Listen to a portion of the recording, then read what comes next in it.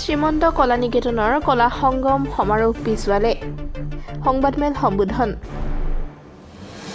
নলবাৰী জিলাৰ আগশাৰীৰ সাংস্কৃতিক অনুষ্ঠান শ্ৰীমন্ত কলা নিকেতন চামতাৰ ৩৩ বছৰ পূৰ্ণ উপলক্ষে কলা নিকেতনৰ বাকৰিত অহা ৮, ৯, ১০ আৰু ১১ ফেব্ৰুৱাৰীত কলা নিকেতনৰ ৰূপালী জয়ন্তী উৎসৱৰ লগত সংগতি ৰাখি কলা সংগম শীৰ্ষক এক ৰাষ্ট্ৰীয় পৰ্যায়ৰ সাংস্কৃতিক সমাৰোহ আয়োজন কৰা হৈছিল।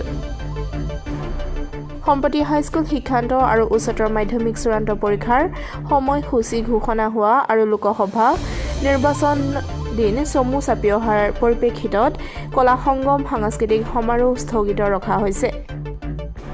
এই কথা শ্ৰীমন্ত কলা নিকেতনে এক সংবাদমেল সম্বোধন কৰি ৰাইজক জানিবলৈ দিয়ে। শ্ৰীমন্ত কলা নিকেতনৰ সভাপতি অমৰেন্দ্ৰ চৌধুৰী, সম্পাদক জয়ন্ত তালুকদাৰ, কাৰ্যকৰী সভাপতি উমেশ দত্ত, উপসভাপতি অজিত চৌধুৰী আৰু কলা সংগম সমাৰোহ উদযাপন সমিতিৰ কাৰ্যকৰী সভাপতি ডক্টৰ নৃপেন্দ্ৰ কুমাৰ তালুকদাৰে সম্বোধন কৰা সংবাদমেলত এই কথা জানিবলৈ দিয়ে। সংবাদমেলত উদ্যোক্তাসকলে অহা বৰ্ষৰ 19ৰ পৰা 23 মাৰ্চত 5দিনীয়া বৰ্ণাঢ্য কাৰ্যসূচীৰে স্থগিত হোৱা কলা সংগম অনুষ্ঠান অনুষ্ঠিত কৰা হ'ব বুলি ঘোষণা কৰিছে। এইটো আমাৰ ৰূপালী জয়ন্তী আমি পাতিব লাগিছিল 25 বছৰ হোৱা সময়ত, কিন্তু এইটো বিভিন্ন কাৰণত আমাৰ 33 বছৰ হৈ যোৱাৰ পিছত আমি ৰূপালী জয়ন্তী পাতিব পৰা নাছিলোঁ। এখন বিশেষ সাধাৰণ সভাযোগে আমাৰ প্ৰস্তাৱ এটা হৈ গ'ল যে আমি ৰূপালী জয়ন্তীটো, যদিও আমাৰ সময় পাৰ হৈ গৈছে, আমি এইটো চনটো হ'ল 2022 চনৰ ফেব্ৰুৱাৰীত আমি অনুষ্ঠিত কৰিম আৰু ডেটটো আছিলে আমাৰ 2024ৰ 8 ফেব্ৰুৱাৰীৰ পৰা 11 ফেব্ৰুৱাৰীলৈকে। কিন্তু সেইমতে আমি আমাৰ প্ৰস্তুতি আমি প্ৰায় সম্পূৰ্ণ কৰা অৱস্থাতে হঠাতে হায়াৰ ছেকেণ্ডেৰী পৰীক্ষা ঘোষণা হ'ল।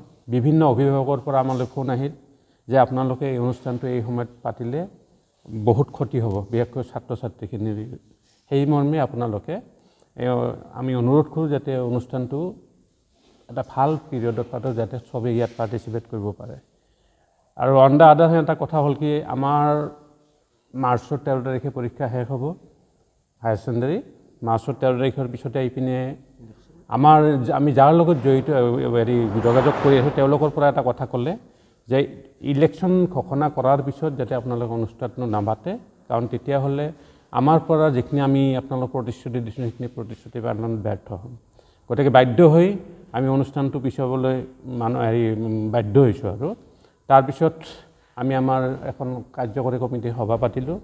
সভাৰ সিদ্ধান্ত হ'ল যে এই একে অনুষ্ঠানটো আমি অক্টোবৰ নৱেম্বৰতো পাতিব নোৱাৰোঁ, ইয়াত আমাৰ যে আমি ফিল্ডখন নাপাম।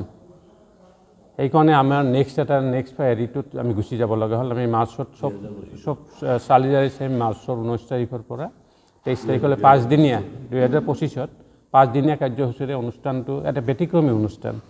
যিবিলাক আমি ইয়াৰ লগত কাৰ্যসূচী আছে সেইবিলাক আমি ডেফিনেটলি পিছত আপোনালোকক এনেকৈ এদিন মাতি পেলাই আমি ঘোষণা কৰিম। এতিয়াও আমি ঘোষণা এইকাৰণেই কৰিব নোৱাৰোঁ যে যিহেতু প্ৰস্তুতিটো পিছুৱাই গ'ল, আৰু হৈছে কি যে আমি যিবিলাকৰ লগত যোগাযোগ কৰিছিলোঁ তেওঁলোকৰ লগত আকৌ নতুনকৈ যোগাযোগ কৰিব লাগিব।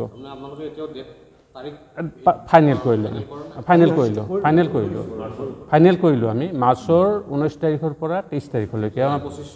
25 চনৰ মাৰ্চৰ 19 তাৰিখৰ পৰা 23 তাৰিখলৈকে আমাৰ 5দিনীয়া হ'ব। 5দিনীয়া হ'লে এতিয়া আমি যিবিলাকৰ লগত যোগাযোগ কৰিছোঁ তেওঁলোকক আমি চিঠি পঠিয়ালোঁ অলৰেডি যে এই কাৰণত আমি যিহেতু প্ৰস্তাৱিত আমাৰ সেইটো কাৰ্যসূচীখিনি আমি বাতিল কৰিব লগা হ'ল, আমি নেক্সট তেওঁলোকে আমাক এগ্ৰী কৰিছে।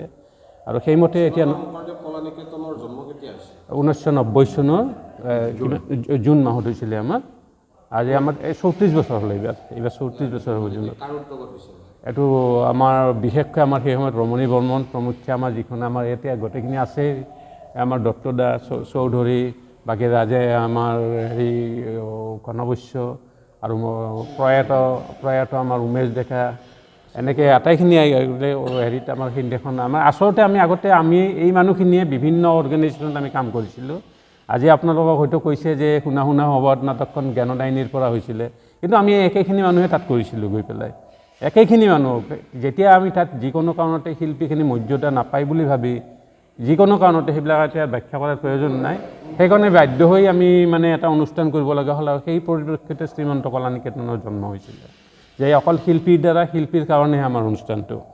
আমি কিন্তু ৰাষ্ট্ৰীয় পৰ্যায়ত, নেশ্যনেল পৰ্যায়ত বহুতখিনি আমি কাম কৰিবলৈ সমৰ্থ হৈছোঁ আৰু আটাইকেইটা কাৰ্যসূচী আমাৰ সফল বুলি মানুহে কয় আৰু।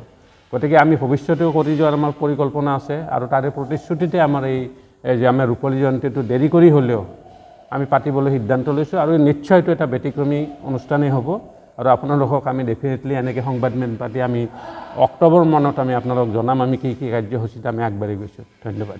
হৈছোঁ আপোনালোকক তাৰ বাবে আমাৰ কৃতজ্ঞতা আৰু ধন্যবাদ জ্ঞাপন কৰিছোঁ আৰু নতুন বছৰত আপোনালোকলৈ প্ৰীতি শুভেচ্ছা জনাইছোঁ। আপোনালোকৰ জীৱন সুখময়, মধুময়, আনন্দময় আৰু সমৃদ্ধিশালী হওক বুলি আমি পৰমপিতা পৰমেশ্বৰৰ ওচৰত প্ৰাৰ্থনা জনাইছোঁ। ধন্যবাদ।